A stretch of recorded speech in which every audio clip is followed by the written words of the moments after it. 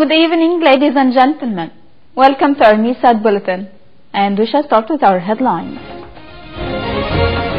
Investigators scour driver's background in New York City truck attack. Bike path victims included Argentine school reunion group. And moving on to our details, starting with New York's deadly attack profile. Investigators worked through the night to determine what led a truck driver to plow down people on a riverfront bike path near the World Trade Center, brandishing air guns as his deadly route of terror ended with a crash. Authorities said 8 people were killed and 11 seriously injured in a Halloween afternoon attack that the mayor called a particularly cowardly act of terror. The driver, identified by officials as 29-year-old Syaflo Saipov, an immigrant from Uzbekistan, was in critical condition but expected to survive after a police officer shot him in the abdomen. Additionally, U.S. officials said the attacker Syaflo Saipov, who came to the U.S. legally in 2010, has a Florida driver's license but may have been staying in New Jersey. Police said the attacker rented the truck at about 2 p.m. at a New Jersey Home Depot and then went into New York City, entering the bike path about an hour later and speeding toward the World Trade Center, the site of the deadliest terror attack in U.S. history. He barreled along the bike path in the truck for the equivalent of about 14 blocks before slamming into a small yellow school bus. In relation to the context, President Donald Trump is calling for merit-based immigration following the deadly truck attack in New York City that killed 8 people and injured 11. President Trump said on Wednesday that the driver in Tuesday's attack came into our country through what is called the Diversity Visa Lottery Program, a Chuck Schumer beauty. The president added, "We are fighting hard for merit-based immigration, no more Democrat lottery systems. We must get much tougher and smarter." And going to global reactions onto New York's attack, Argentina on Wednesday mourned 5 victims of the bike path attack near the World Trade Center who were part of a group of friends celebrating the 30th anniversary of their high school graduation with a trip to New York City.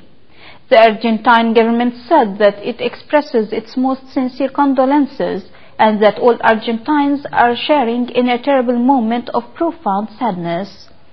From another perspective, Argentina's consul in New York, Mateo Estrim, told La Capital in Rosario that the 4 survivors in the Argentine group are in a state of shock. In relation to the context, Uzbekistan president sent his condolences to the president and the families of the victims and offered his country's assistance in investigating the attack. Similar statements were issued by France, Iran's foreign ministry, Saudi Arabia, Kuwait, the United Arab Emirates, Bahrain, and Qatar. It's worth mentioning that New York and other cities around the globe have been on high alert against attacks by extremists in vehicles. And moving on to Paris, for the first time in nearly 2 years, France is no longer in a state of emergency. Prime Minister Edouard Philippe sought on Wednesday to assure tourists and the French that they will enjoy a good level of security thanks to a new counter-terrorism law that enshrines some of the state of emergency's measures into law. He also said Tuesday's deadly truck attack in New York is a reminder that the threat level is high everywhere in the world and promised tougher security measures at sensitive sites. The state of emergency was imposed after Islamic State attackers killed 130 people on November 13, 2015. On to the Spanish political crisis. The Belgian lawyer for Carles Puigdemont said on Wednesday he does not expect the ousted Catalan leader to return to Spain in the coming weeks and certainly not for questioning by a Spanish National Court judge on Thursday. The lawyer said when questioned about the court appearance that he is not going to Madrid. As things look now, I cannot see him going back in the next few weeks. This comes after Puigdemont appeared at a news conference in Brussels on Tuesday and said he and the 5 ousted regional Catalan government colleagues who accompanied him there were seeking freedom and safety from Spanish authorities. On the other side of the world, Russian President Vladimir Putin arrived in Iran on Wednesday for trilateral talks with Tehran and Azerbaijan. The talks in Tehran focus on regional matters as well as terrorism and security issues. Putin landed at Tehran's Mehrabad International Airport for the one-day meeting. It's worth mentioning that it's his third visit to Iran, after previously making trips in November 2015 and in 2007. On another front, prior to Putin's arrival, Russia's armed forces chief met with his Iranian counterpart and discussed defense and security issues, according to what Iranian state television reported on Wednesday. On to the Mideast crisis, the Islamic militant group Hamas on Wednesday handed over control of Gaza's border crossings with Israel and Egypt to the internationally recognized Palestinian Authority, taking the first tangible step toward implementing a reconciliation deal with the rival Fatah movement. After a decade of Hamas rule, the group's security forces and border control agents were seen pulling away from the crossings that facilitate the movement of cargo and people in and out of Gaza.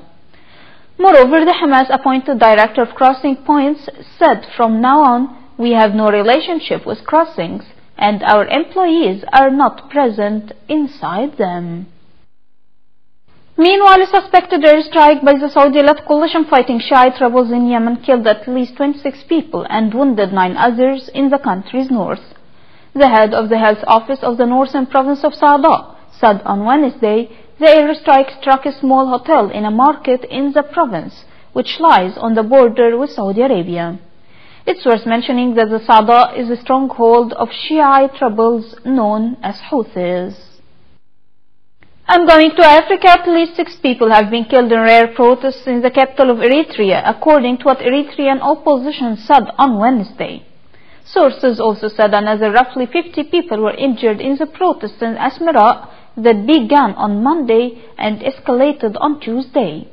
On the other hand, Eritrea's information minister downplayed the reports of unrest, saying that small demonstration by one school in Asmara dispersed without any casualty, hardly breaking news.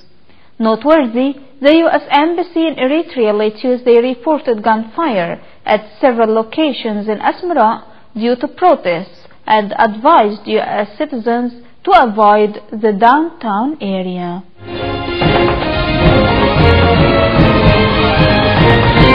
And finally, economic news. Global stocks rose on Wednesday amid optimism over global economic growth and corporate earnings. France CAC 40 added 0.4% to 526, while Germany's DAX was up 1.8% at 13,473. Britain's FTSE 100 gained 0.2% to 7,508.